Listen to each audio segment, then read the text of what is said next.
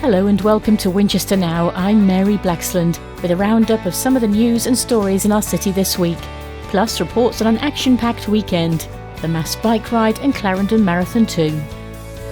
Winchester Radio. Hampshire councillors will next week consider a plan that could lead to more than 270 job losses and cuts to services.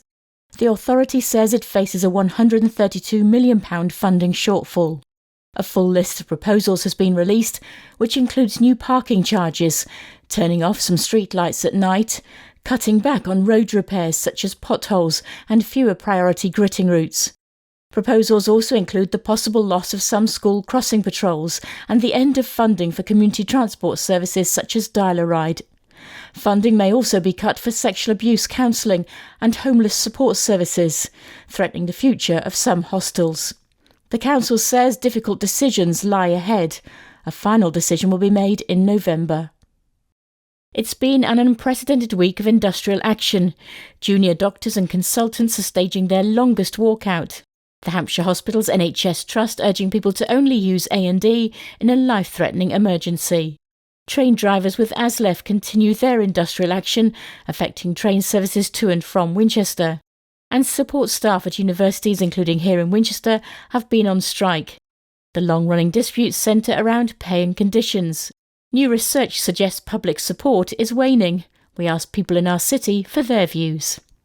My thoughts are to give them what they want. That's it. Just give them what they want because they deserve it. You still got sympathy with all the strikes going on? Yeah. I'll get paid more money than what they do, so they deserve the money as well. I don't think the doctors are doing the right thing. You know, I could sympathise with them and the hours that they work, but I think there's too many people waiting for operations and, suffering as a consequence, so I'm not in favour of that. Rail strikes, it's about time they got that sorted out as well, really. Well, my thoughts are generally frustrating. Take an example of the rail strikes. I mean, if the government and the rail industry haven't spoken for, 6-7 months, how on earth is something going to be resolved? They need to get together and compromise, really. I think they're going on too long and they should settle. What about they say they want more money, they're not going to get what they want? Do you think they've got a right to be here out on strike? Everybody wants more money and there isn't enough money around. It's the consultants, junior doctors and what have you, and the nurses. They shouldn't be allowed to strike. No way. I think it's been going on far too long. This government isn't going to budge anymore. So I think they're going to have to wait until Labour gets in and then see what Labour will do for them. Well, I feel sorry for them because the medical people work so hard. I don't understand the railway workers' situation enough, but, if they're pushed to that limit, they must feel strongly. But then everybody else is pushed to the limit as well. I support the doctors generally, National Health. I think it's brilliant. I think they should be looked after a bit better by the government. Does it cause you frustration, though, that it's been going on for so long? Of course, yes. It should have been priority to have been sorted out years ago, probably. And I think it's the same with the railways and generally all public services. It's a shame the strikes are happening, but of course I see the reason why they are happening. It's caused a lot of disruption, especially with passenger services not running at all, especially on Saturday when I had my friends come down and they couldn't get back to where they're living because of the train strikes. But on the whole, I see the reason they're striking because they need better pay. Did you have a bit of sympathy with the strikers? Yeah, I do. I do sympathise with the strikers a lot. They've got a good reason why they should do it, as they should demand more pay, and hopefully we can see an improvement in the future. Work to replace the Tun Bridge in Garnier Road is overrunning, with an end date now set for February next year. The road has been closed since March, and the £1.4 million scheme had been due for completion next month. This week, cranes arrived at the site to lift in new beams. Hampshire County Council says the work is delayed due to a number of unexpected issues, including the poor condition of the structure. Meanwhile, 2 major projects get underway in the city centre. Work is beginning on the former Debenham site. The building, which has been empty for 2 years, is being converted into 3 restaurants on the ground floor. And work has begun to demolish the derelict Friarsgate Medical Centre. There was a record turnout for Winchester's mass cycle ride on Saturday. With bells ringing, around 400 riders converged on the city centre. They'd set off in groups from different parts of the district, including Kingsworthy, Twyford and Badger Farm, before joining a lap around the city centre. The event was organised by Cycle Winchester to encourage more people to cycle. Anna O'Brien spoke to some of those taking part, including one of the organisers, John Arthur. It's been brilliant. It's been the best turnout yet, 420. Our record before then was 300. We normally average about 200, 250. We were very brave one year and did it in December in 4 degrees C and rain, and we still got 100. So I think there's a lot of very keen cyclists out there. And you're obviously incredibly passionate about cycling. When did your love of cycling start? As a child, when I first learned to ride a bike, I've ridden ever since. I've lived in Winchester 35 years, cycled around with young kids, spent half my life thinking who designed this junction, who would expect people to cycle here. 6 or 7 years ago, there was a meeting about people interested in cycling. I went along and thought, actually, I can get involved. Rather than just shouting to the sky, I can try and do something to make a difference. The mass ride feels part of that, about building a community, about visibility. And so in terms of the folks who may never have done it before, this might be their first experience as part of a mass cycle ride. What do you think are the main benefits for anyone who is perhaps starting out cycling to encourage them to keep going with cycling as part of their regular lifestyle? I think one of the obvious benefits is you feel good. I talked to some young lads the other day going around bikes. They said, we get anywhere in our city in 5 minutes. If you walk, it's 20. Why would I do that? And I think it's just that kind of message. It's simple, it works. The one thing is it doesn't feel that safe, and the roads are just all the spaces given to cars. It's a kind of smelly, congested city. So if there could be some action just to make it more pleasant, to feel safer, I think our roads would be flooded with cyclists, not just on a Saturday, but every day. And what a pleasant city that would be. My name's Francesca. I'm the Partnerships Manager for Winchester Action on the Climate Crisis, also known as WINAC.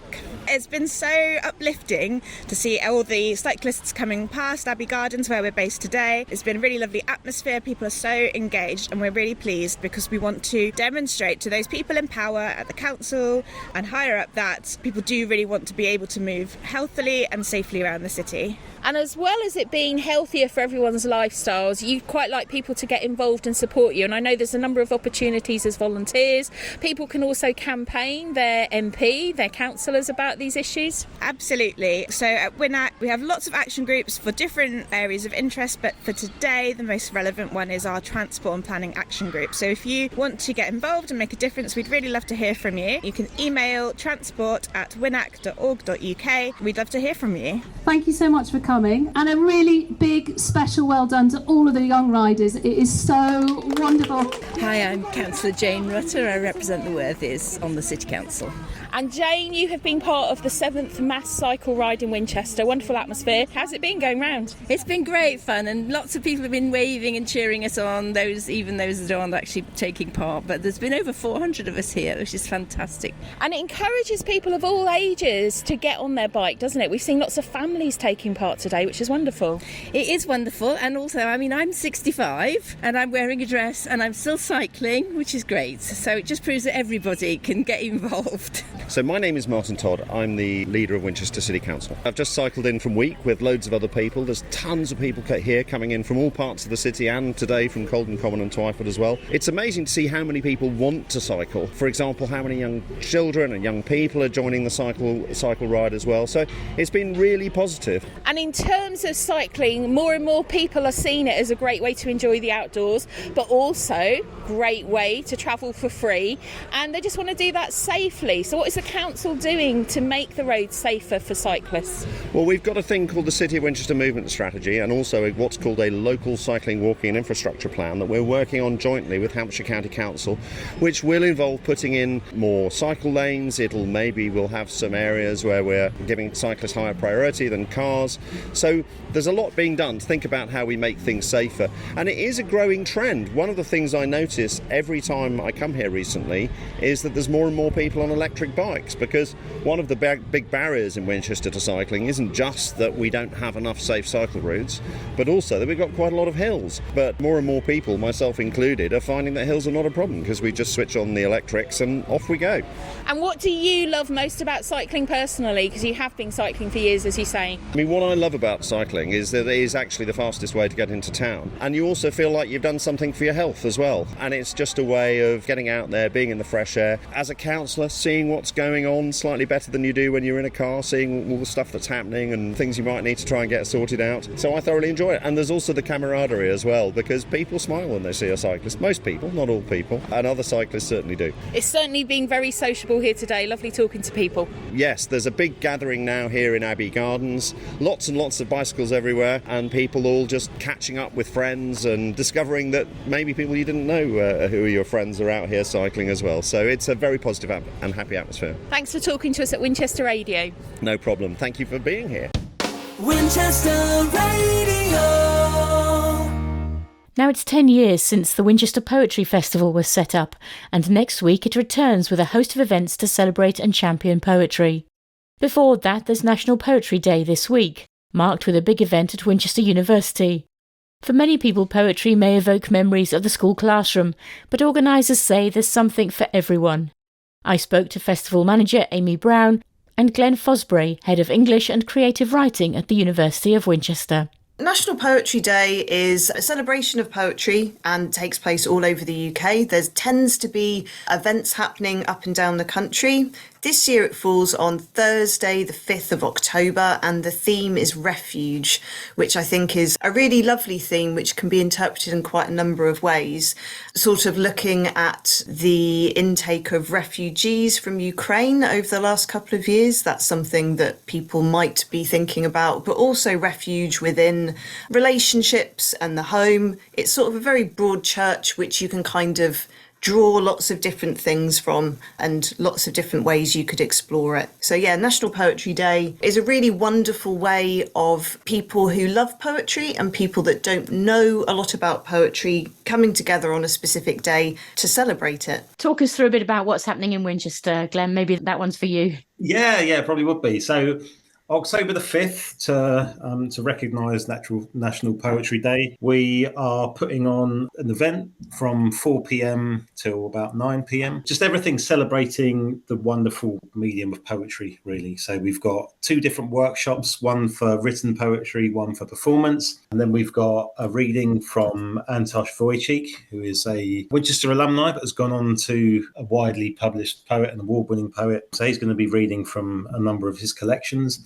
And then the evening culminates in the public being able to read their own work as part of a slam poetry competition, which is going to be judged by a panel of poets and curators, and there will be prizes involved. And what do you hope people will take away from an event like that? Just getting their hands dirty, trying different things, trying poetry. If they have a love for it, a pre-existing love for it, fantastic. We want to foster that and we want to nurture that, and hopefully get them writing something maybe out of their comfort zone or a little bit different. If they've, like me, gone through the school experience and hated poetry because of the way it was taught and the stuffy nature of it and the elitist nature of it, then maybe we can change their minds and persuade them that poetry is for everyone, and it's a universal format that people can really embrace, even if they've got little experience with it.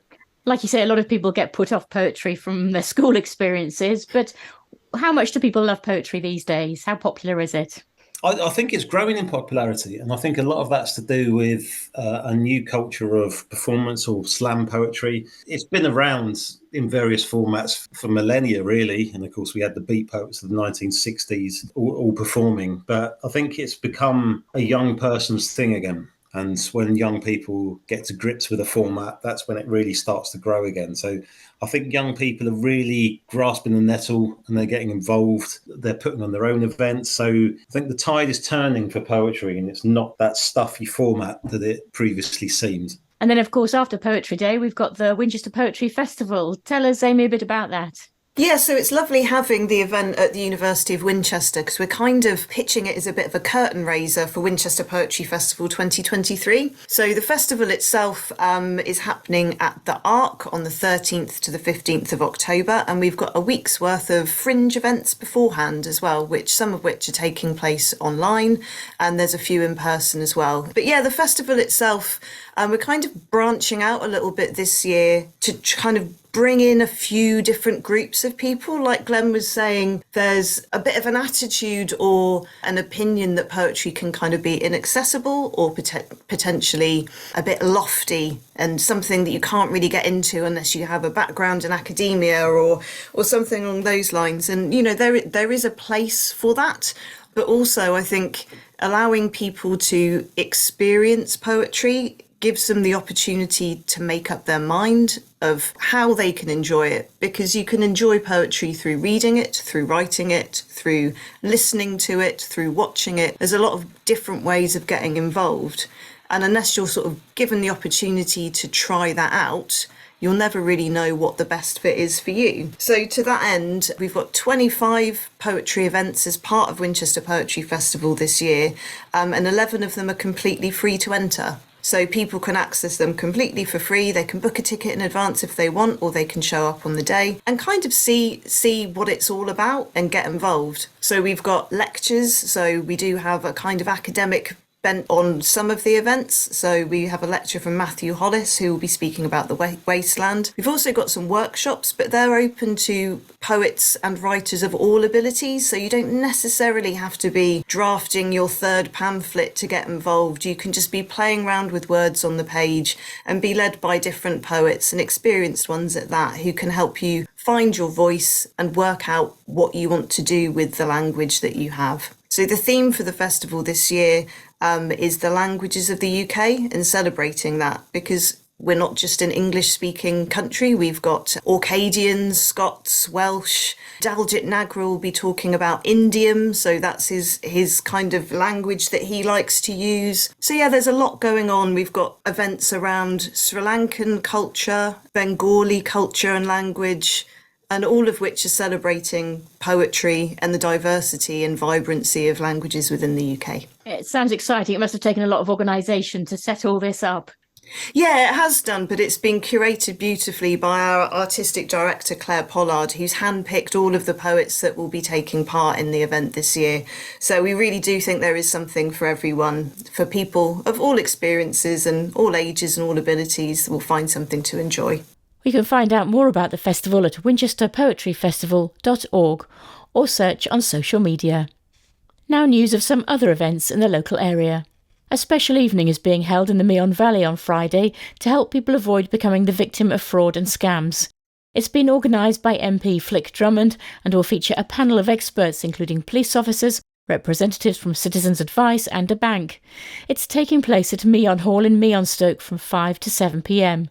People in the UK lost £1.2 billion to fraud last year. Health and Wellbeing is the focus of an event at the Winchester Sport and Leisure Centre on Friday from 10 till 1 p.m. There'll be a range of stalls and activities with a chance to meet local charities and health organisations in the Winchester area. And another open day is being held on Saturday to unveil the latest archaeological findings around Winchester bus station. Among the discoveries last week was a 12th century gargoyle.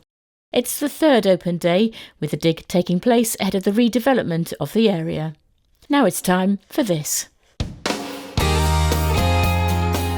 Hey, I'm Paul Blitz, and it's that time in the programme where I get to thank a load of people for going a bit above and beyond. Yes, it's time for the shout-outs. A number of long-serving volunteers at the Winchester Beacon have been recognised with special awards presented by the Lord Lieutenant of Hampshire. Joe James, James Dickens and the pupils of Winchester College have all given 20 years to the charity. At the annual supporters evening, special thanks was also given to their CEO Michelle Price, who is retiring from her role early next year after 15 years with the charity. Now a shout out to shoppers who donated 16 crates, yes 16 crates of food in one day for Unit 12's community pantry. Volunteers set up a collection point at Tesco's in Winnell, asking shoppers to add just one item to their basket for the charity. After 6 hours the crates were overflowing with donations, so they thanked customers for their amazing support. The Hampshire Hospitals charity has taken to social media to give a really big well done to their team who ran the recent Winchester Half Marathon. Between them, they raised over £1,000. And a special mention now to a new arrival at Marwell Zoo. The little Kirk's Dick calf is said to be winning over visitors with her big black eyes and wiggly nose. She's only the second one to be born at the zoo to her parents Caramel and Joe's. The tiny antelopes are native to Africa, and when fully grown they only weigh about 4 kilograms, but they can run up to 26 miles per hour. Finally, let's give huge congratulations to Brian and Yvonne Morris, who have celebrated their 70th wedding anniversary. The couple live at Chester Lodge in Winchester, where a party was held in their honour.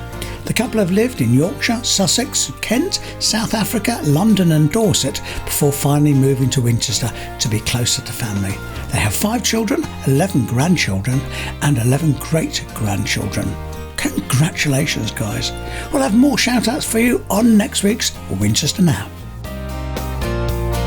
Winchester Radio.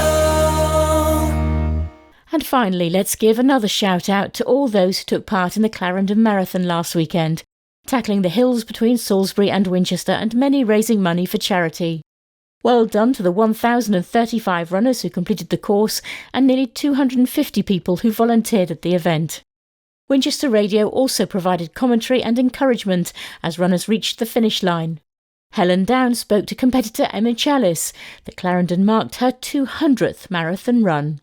I started off just doing like 10Ks and half marathons, and then someone said, 18 miles, Emma, that's good mileage. When's your first marathon? And I thought, well, I'm not. And I just converted one of the halves that year. Got to the end of that, absolutely poopy-doopied, and I just kept thinking, I like this. I want to do it again. It's a nice day out. I get to see places. I get to meet people. I just, went nuts. I started racing when I was 40. That was 10 years ago. And in the middle of it, marathon 28, I developed a blood clot condition. I thought, what do I do? Am I going to still be able to run? Can I still run a marathon? But a month later, I went off and did it again. 13-minute PB. I was shocked at that, and I thought, right, okay, it's not going to stop me. I'm just going to keep going. And 2.5 years later, I did a full distance triathlon. 3 years after clots, did my 100 marathon, and here I am at 200th marathon. It hasn't stopped me. I love it. I've met so many people. I have seen so many beautiful places. This is my 8th Clarendon, because it is one of my favourites, if not the favourite one, and the people are just wonderful. What do you like about it the most? So well organised, really nice people, personal touch. They've very much set it up so that runners will enjoy it as much as possible. It's as safe as possible for them. Loads of signage out there, a lot of effort's gone into this. I absolutely love it, and yet they still make a really decent amount for charity. They're not skimping to make money for charity. No, they're putting their absolute all in from all sides of things. I love it. Thank you very much indeed, and congratulations on your 200th marathon. Thank you. Well done to Emma and to all the runners there, and that's all for this week. Many thanks for listening. You've been listening to Winchester Now. We hope you've enjoyed this Winchester Radio programme. Remember, if you have a story to share with us, please do get in touch. You can drop us an email at news@winchester.radio. And you can follow us on social media, including Facebook and Twitter. Just search for Winchester Radio. Winchester Radio.